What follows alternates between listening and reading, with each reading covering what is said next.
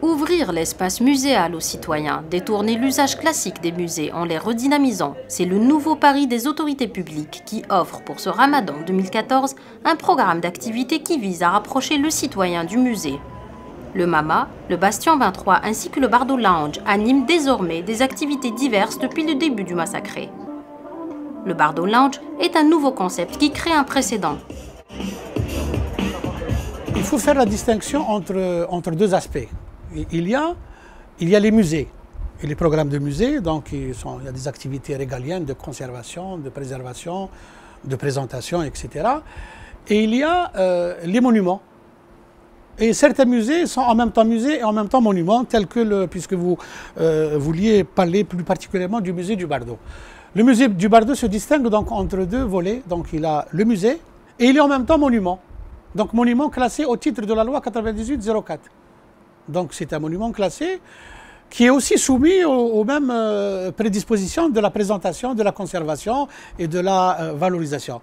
Les gens connaissent le musée mais ne connaissent pas le monument. Le gestionnaire de cette boîte de communication a fait un projet à la direction du musée du Bardo pour exploiter l'espace monumental, c'est-à-dire les espaces qui ne sont pas des espaces expographiques.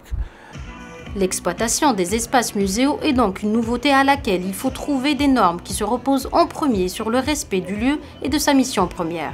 L'idée du projet elle est née déjà de la période où j'étais étudiant à l'étranger et où j'avais dîné à 2 ou 3 reprises au musée du Louvre. Donc du coup je me suis toujours dit que c'était une expérience qu'il fallait mener peut-être à Alger.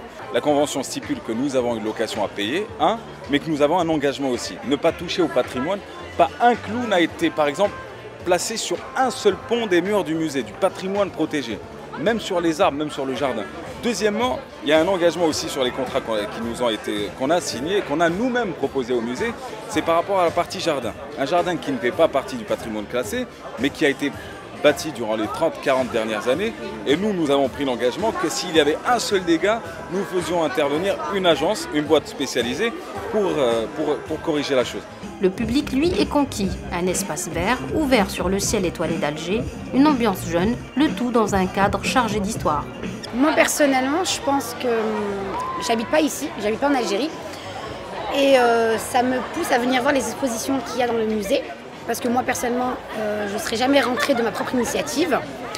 Et puis, j'aime beaucoup le cadre et l'ambiance. Je pense que c'est super agréable. C'est une très bonne initiative pour nous de pouvoir venir dans un lieu comme celui-ci. Je pense que c'est une bonne initiative parce que c'est un endroit assez sympathique et qui a l'air très sécurisé aussi. J'allais d'abord commencer par l'exposition et après rester avec mes amis, etc. Mais en venant ici, j'ai pas vu qu'il y avait des efforts particuliers pour encourager la visite. J'ai entendu à l'entrée dire que oui, bon, il y avait une exposition, ceci, cela, mais j'ai pas vu d'efforts particuliers pour vraiment encourager les jeunes à visiter. L'action de redynamisation des musées de la capitale se poursuit durant ce mois sacré. Pour l'heure, ce qui est sûr, c'est que cela fait des heureux.